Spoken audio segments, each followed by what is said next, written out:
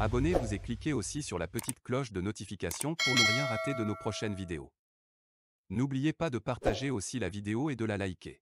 Afrique N24. La voix du Togo, symboliquement absente de la 77e session de l'Assemblée générale de l'ONU. On s'y attendait d'ailleurs, au regard du peu de crédit diplomatique dont bénéficie la junte au pouvoir à Lomé.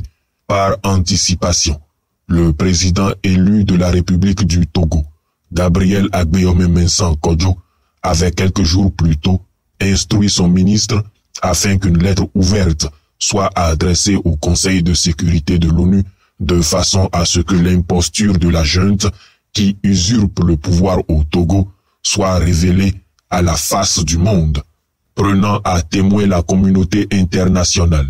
Le courrier du ministre des Affaires étrangères, Dr Edem Atsou Kwasi, énumère les faits et accuse, pour le diplomate togolais, le délitement de l'état de droit au Togo, bien que très ancien, connaîtra son pic à l'occasion des élections présidentielles du 22 février 2020, censée être l'ultime phase de la feuille de route du 31 juillet 2018, issue de la 53e session ordinaire de la conférence des chefs d'État de la CEDEAO.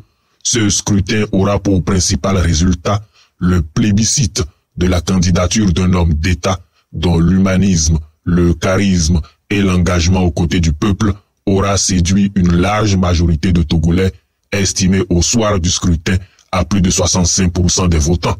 Au lieu de saisir l'occasion historique qui lui est offerte de sortir par la grande porte et ainsi de gagner l'estime de ses concitoyens, le principal adversaire politique du candidat élu Gabriel Agbeyome-Mensah Kodjo va malheureusement s'engager dans une fuite en avant politique dont l'itinéraire macabre sera jalonné par un long chapelet de crimes contre l'humanité commis dans l'unique objectif de confisquer le pouvoir. La lettre ouverte adressée au Conseil de sécurité de l'ONU produit une liste non exhaustive des atteintes aux droits, crimes et autres forfaitures dont la junte de Lomé et les milices Yassingbe ont usé pour, d'une part, gonfler les urnes et travestir les résultats et, d'autre part, empêcher toute dénonciation des fraudes massives à l'issue desquelles la CENI s'est par voie de violence vue contrainte de proclamer des résultats qui ne sont en rien conformes à la volonté du peuple. La tragédie vécue par la nation togolaise prendra la forme d'un complot international quand les médias français, sans les précautions requises en pareille situation, se feront l'écho des résultats frauduleux dont la junte usurpatrice de Lomé sera l'indigne, que dis-je, l'illégitime bénéficiaire. La complicité de l'ancien colonisateur sera encore plus établie lorsque M. Le Drian se portera garant d'une lettre de félicitations adressée à l'usurpateur, une lettre de félicitations qui, en définitive, sera approuvée par une commission d'enquête parlementaire française comme un faux grossier au sujet duquel il est tout à fait légitime de parler de faux, usage de faux et faux en écriture. Ainsi, à la tyrannie, la junte de Lomé ajoute un acte de voyoucrasie qui aurait pu faire rire si la situation n'était si tragique.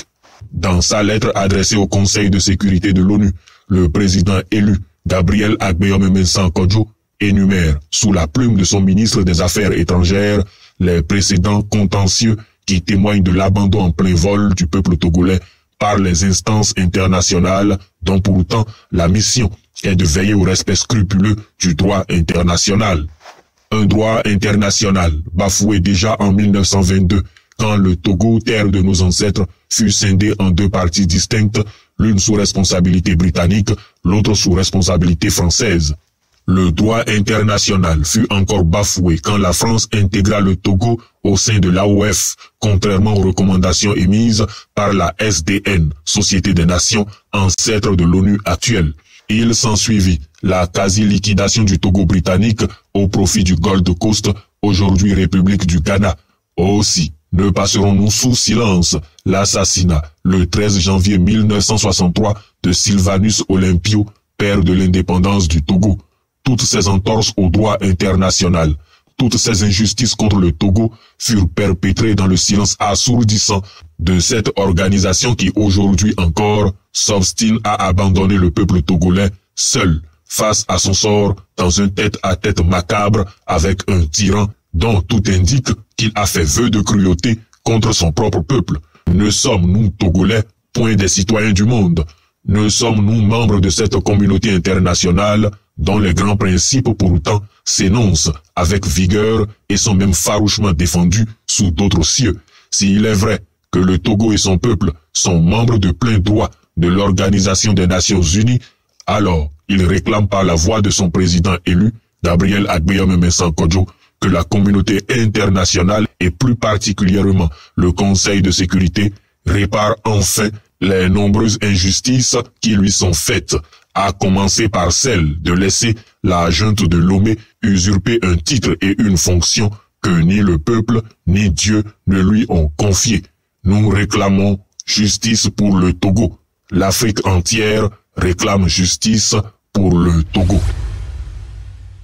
Likez la vidéo si ce n'est pas déjà fait. Laissez aussi votre point de vue en commentaire.